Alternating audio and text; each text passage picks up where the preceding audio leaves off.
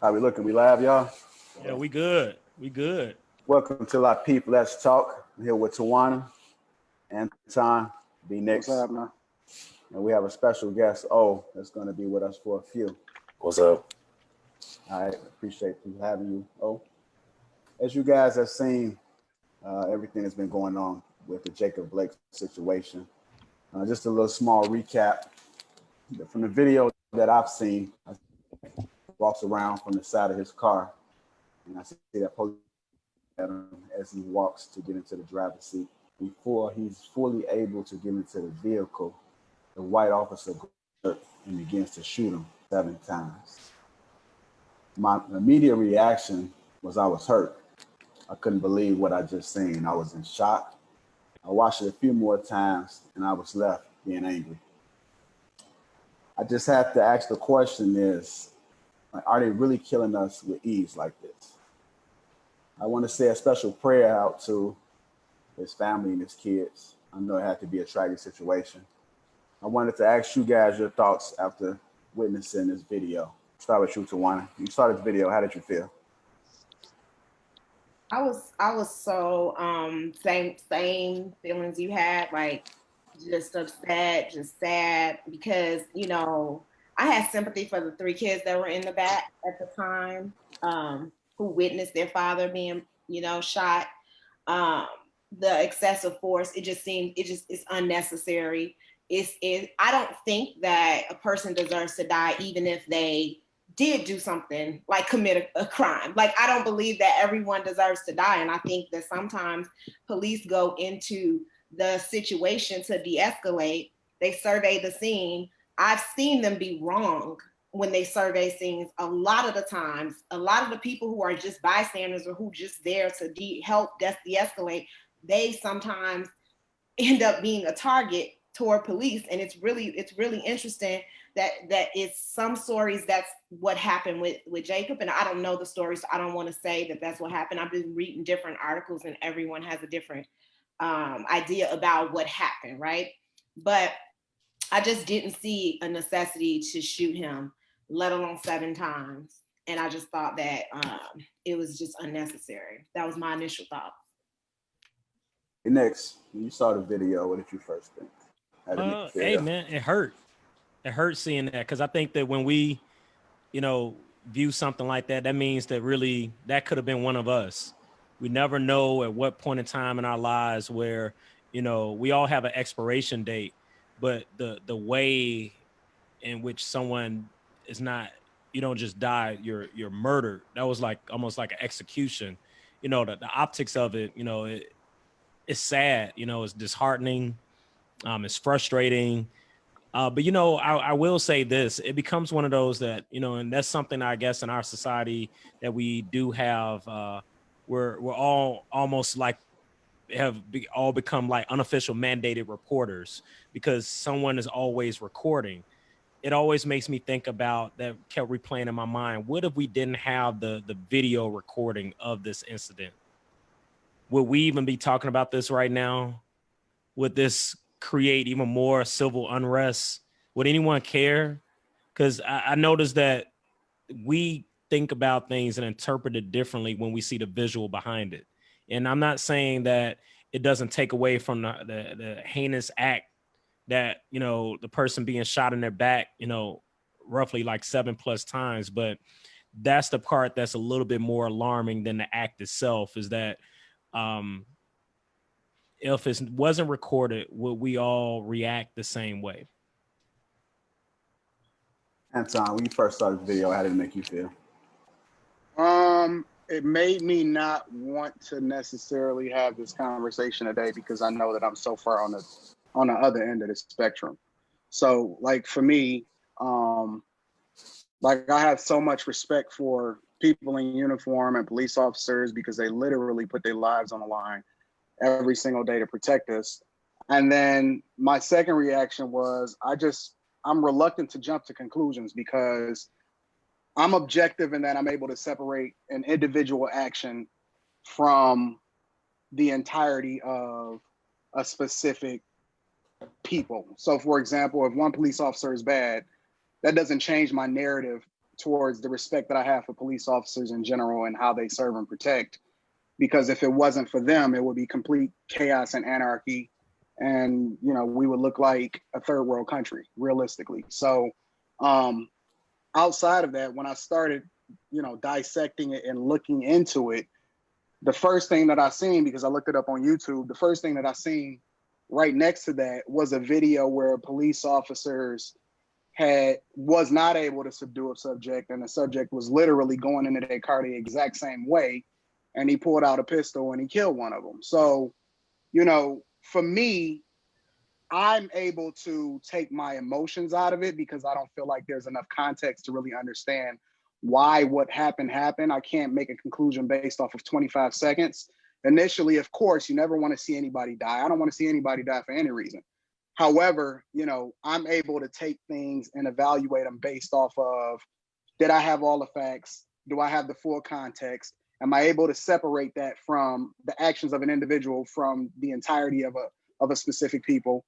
And then I'm still able to maintain a level head and a narrative so that I can make a non-emotional decision to not react and do things based off of what everybody else do because I'm level-headed in that way. So that was my initial reaction, is always to remain calm, always look at the facts and try to take out of it what I can, which there's not a lot to take out of a 25-second video so far for me. Okay. I'm going to tell everybody first that O is a police officer, and I asked him to join us in because I do want to try to get that different perspective. When you first saw that video, what was your reaction? How did it make you feel? So I kind of, I mean, obviously it's because of the job I do, but my reaction was similar to Anton's.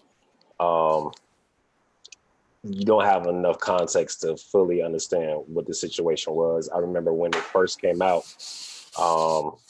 initially the report was there was two girls fighting. He went to go break up a fight and the police chased him and shot him. That was what we got at first, you know. Then you heard it was a domestic situation.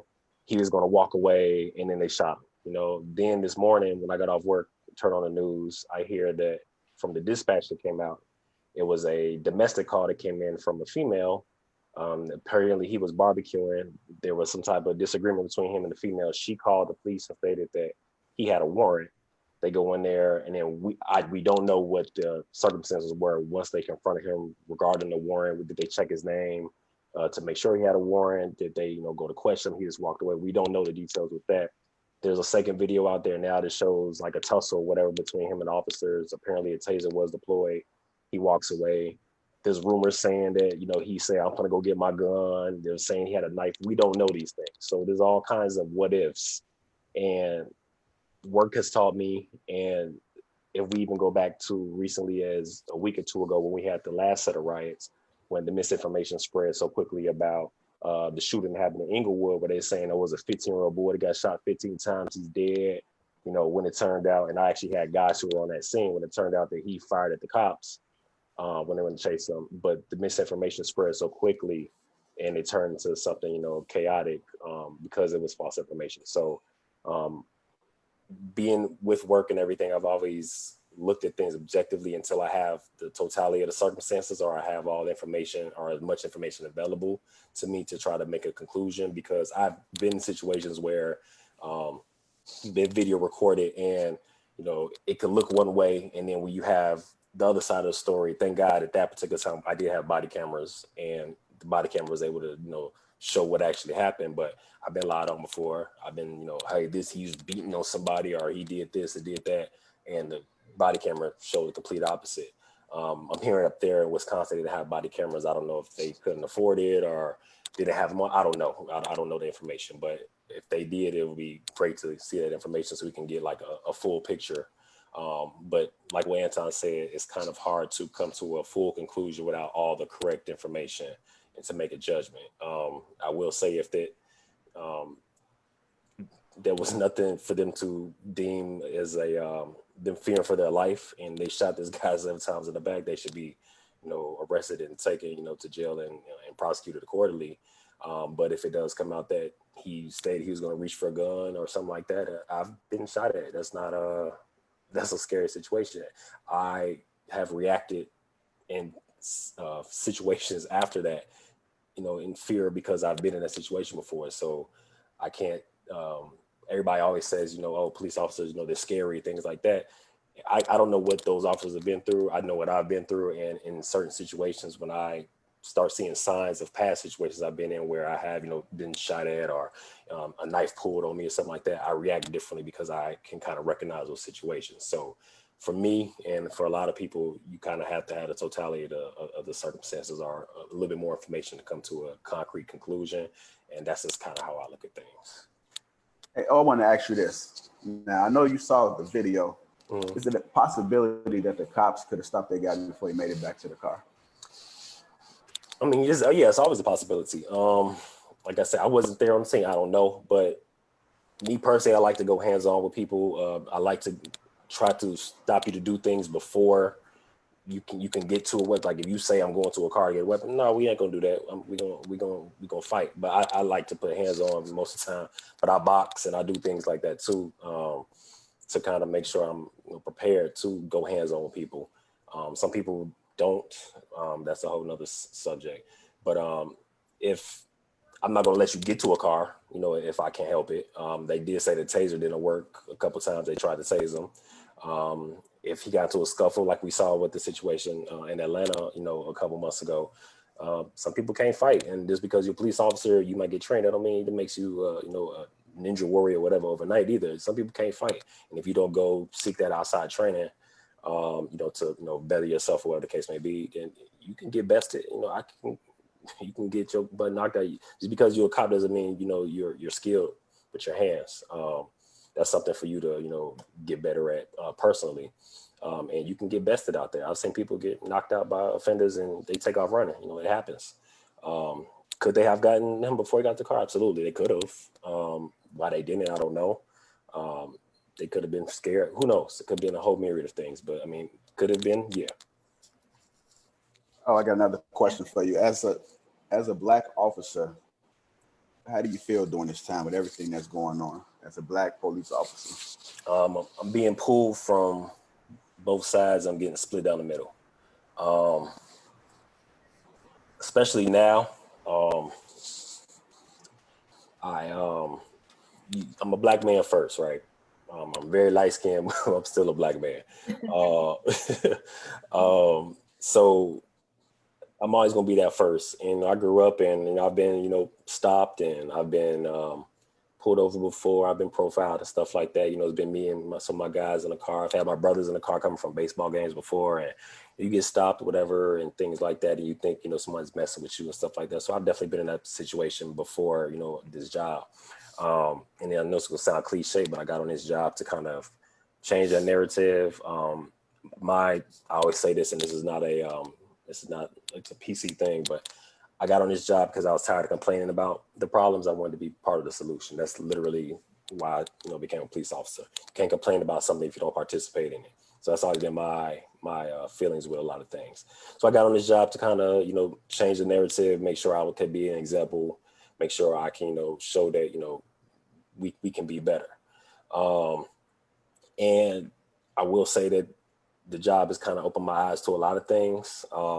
I've been called a coon, Uncle Tom. I've been called a sellout. You part of the system. You're not helping. Blah blah blah. And, I think it's real funny that we always complain about how we don't have representation, but when we do get representation, I get more times where I come on scene and I'll say something to somebody and they ignore me and they want to cuss me out. But as soon as a white officer gets on scene, now it's okay, yes sir, and it's that whole dichotomy too. So you kind of getting pulled from both ends, especially now. It's everybody either hates Black Lives Matter issues or everybody hates police. And I'm in the middle. With two young men at home. And a wife, and it's I'm constantly in a state of paranoia. I'm paranoid when I go to work. I'm paranoid driving home from work. I've had friends getting followed home by people who follow them out the station. So I'll never take the same route home twice. I get paranoid with that. I get paranoid when I, see cars parked outside my house for too long. I don't know what they're doing. I'm paranoid for my kids going to play at the park, by the house, because people are shooting like crazy. Paranoid for my wife to go to work because, you know, in my area specifically, we've had 12 and 13-year-olds carjacking people. You know, I got my wife a nice car for her birthday, and, you know, so I'm paranoid for her going to and from work. So I'm constantly in a state of paranoia, and I'd be remiss to say it's not messing with my psyche at times, or, you know, my sleep, all these things, whatever. So for me, it's draining, to say the least. Yeah. I didn't mean to cut you off. I know you had a question. I want to say something.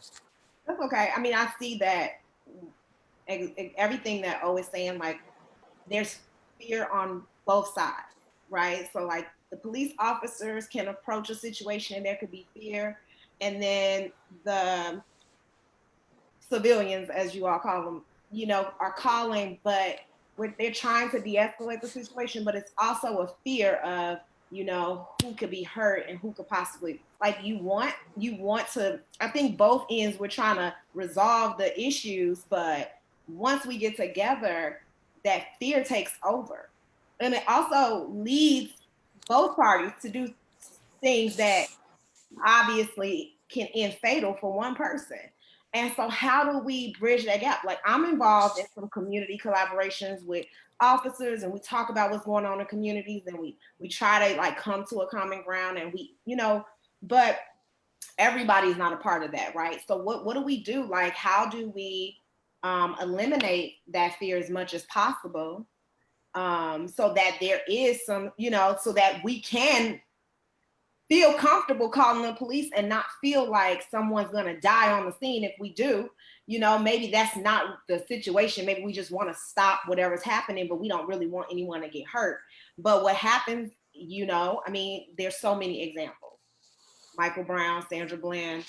I mean, there's a lot of different people, and Blacks are more likely to die in those situations than any other race. So we just need to, like, you know, talk about how do we bridge this gap. That's I don't know what the resolution is. Obviously, nobody's been able to find that. But how do we stop that? You know. Oh. I think the biggest thing is one, communication. I think you kind of hit the nail on the head. A lot of times, the people who we need to have these conversations with are people who show up to meetings and show up to events where the dialogue happens, aren't the ones who you have a problem with. Right. You know, so it's kind of difficult to reach a group of people or reach certain individuals who aren't even willing to have a conversation, or maybe they're not privy to it, whatever the case may be, but you can't reach somebody who's not there, you know? So that's one of the biggest obstacles that we have going on too. Another thing is you gotta, so I tell people all the time, when police get called, you're not called to the barbecue. You're not called because, you know, hey, come to the cookout, we throwing the barbecue, you know, come hang out and talk to us. A lot of times when, you know, we get, not a lot, most of the time, if not all the time you get called to a call, it's because some type of trauma is going on, some type of turmoil is going on. So you're automatically entering a hostile situation. Whether and a lot of times, I tell people this all the time. A lot of times people think that we deal with, you know, the shootings all the time. You're running around constantly running a gun, and about, I want to say 75% of the calls you get as a beat officer at least are domestics. So you're literally going into strangers' houses. You're going into these places blind a lot. Now, if you work in a particular area for a certain time, you get to know the people kind of, it's kind of repetitive of the same type of people calling for the same type of things.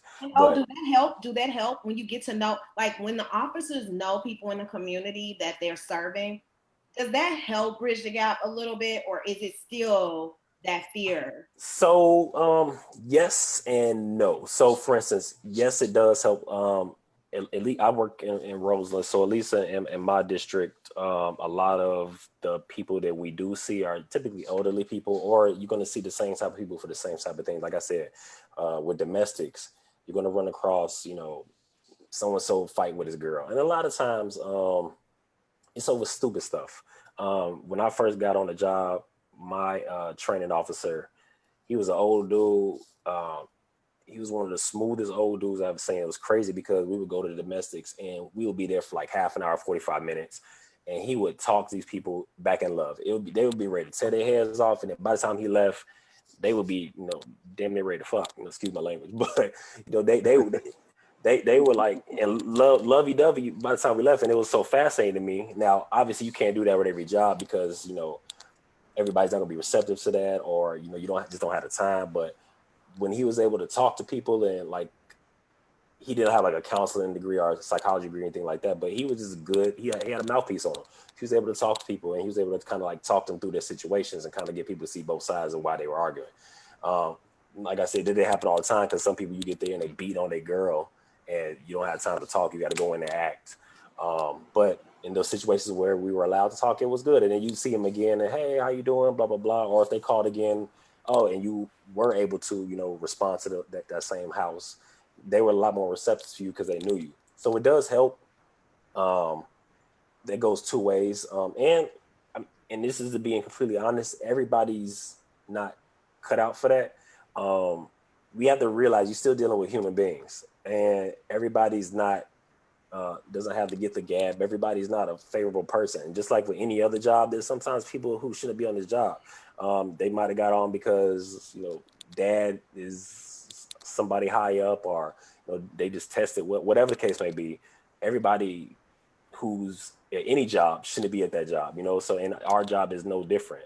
There's some people who just aren't people person, are people for lack of a better term, and that is not good with dealing with people, or they're not good in high stress situations, and you really don't know that until you're put in the situation. So that's kind of that thing. You can go through the academy and go through all kind of training and simulations. It's a safe environment. Once you get out there into it, that's when you kind of figure out and know what you're made of. Sometimes people can grow into it, sometimes they can't, but you don't know until you win it. Sometimes, at least with some of the shootings we see, a lot of times there's newer officers because they're put in situations where this is new for them, it's fresh. Or a lot of times you have people who aren't from our neighborhoods and this is their first interaction with Black folks, or only thing they see on the news is negativity, and that's all they think of, specifically with us as Black folks. All they see is negativity being perpetuated, and then when they deal with it and they see something negative, they think this is how Black folks are, and it kind of keeps perpetuating that stereotype, and they handle that accordingly. So all that still comes with experience. So the biggest thing I'll take away from it is, yes, community policing is important. It's good to get to know the people in your district. You get a lot more information with that. People will pull you to the side like, yo, the guns are over there. They threw the guns on the roof. That's happened before. You got times they fuck out of here. We don't want to see you. It depends on the type of people you're dealing with. Everybody's not going to like you. Everybody's not going to rock with you. That's fine. They're going to make your job harder. But the people who will and who do feel safe will pull you aside and will talk to you when you build that rapport with them. So it just depends on who you're dealing with. Yeah, like I know, Anton, I know you got to go. This is the last question for you. We ain't gonna hold you up. Anton, you got one more question to ask him? Yeah, somebody in the chat asked a question, Janelle, and she said, what do you think about Lightfoot's community policing initiative?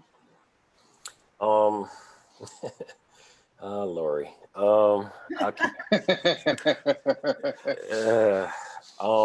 think it's ambitious. None of these things are new. We've had CAPS. We have CAPS. There's CAPS meetings once a week. Watch. Yeah, they're posted on the website. They're posted in the district. They're posted. Usually they happen in like whatever district you live in. They're usually at some either community center or a church. So these things aren't new. It's kind of like you just renaming something that's already happened. But you can do all these things, but if you're not participatory, it doesn't matter. So you can have all the community police in the world, all the police can show up, and you'll get people to show up for free backpack events and the bouncy house for the kids. But when it comes to actually coming and show up and say, hey, this is going on my block, this is going on in my neighborhood, this is the house you need to look at. And 9 times out of 10, we kind of know the bad houses is really, to be honest with you, even like in Roseland or Inglewood, you might have great blocks of hardworking people and good people, and it'd be 1 or 2 houses that mess up the whole block. And that's where your trouble is. Sometimes we know what it is. Usually, it's the same type of people in the district that's causing the trouble. And sometimes we don't know. Sometimes, somebody, boyfriend could have just got out and moved back in and he's starting stuff up too. But if we don't know these things and we don't have this, information, it kind of makes it more difficult. We got to kind of figure things out on our own as we go. So the community policing thing is cool. It's great when it's participatory with everybody. Like our job would be so much easier if we had turnout, and we also have to give the community a reason and trust in us to come out and give us information too. It's a secular it's a symbiotic relationship. It doesn't work without them, and they don't work without us, and we don't work without them. So when you have that symbiotic relationship and that synergy, you can get a lot of things done. As we seen recently when we put out the pictures of those kids who tragically were killed and shot, when we put the pictures out and the video out of that, the community came together, because they had enough, and they turned all those people in. All those people, I think with the exception of one maybe, and I could be mistaken about that, have all been arrested. We couldn't have did that without the community saying, hey, this is the one kid, they shaved his head and took him to a hotel, a couple cities over. So somebody turned them in. It wasn't us. So when you have that relationship, you can get people off the street and get things going, but it has to go both ways. We have to do our part to reach out and make sure people can trust us, and then the community has to participate and give us information when we need it too, if we truly want it to work. All right, I appreciate you. I know you got to get up out of here to get to work. And I got 1,000 questions for you, but I know you gotta go. Like I just appreciate your service. And yes, absolutely. On the end note, I know that when you collaborate with police officers, your block can be better. Your environment can be better, because I know that for sure, because our block is like that. We have a good relationship. But I also know the other side that I can't ignore, and so I appreciate you acknowledging both and not pretend, acting like it's not both ends. We all need to come together and do something. So I'm sorry, I know you gotta go. No, you good. Like, yeah, I just want to say that, like, I just think that and this goes for both sides. I just want people to realize that, like, we human too. Like, I've been in Southeast side. B would tell you, like, I've been over here my whole life. My mom lived down the street from me. I'm over here. So I'm in the same neighborhood that I grew up in. I'm in these same areas that I grew up in. So this stuff affects me as a citizen too. Like, not just I just happen to see both sides of it. My kids. I'm afraid for my kids to go outside and play too, just like everybody else is. So that affects me too on both ends. I just want people to realize that we're not robots. There are going to be mistakes. Our mistakes are obviously higher. We can't afford to make certain mistakes because the stakes are a whole lot higher than your average citizen, whatever. But yeah, I just want to leave it at that, whatever. So I would love to come out here and talk to y'all again when I don't have to work. I don't know when my next off day gonna be, but thanks to Auntie Lori and them. But I'll reach out to you, JR, and then we'll work something out. Okay, I appreciate you joining us, and again, make sure you be safe out there. I appreciate it, bro. Coming on the show. Thanks, fam. I appreciate y'all. All right.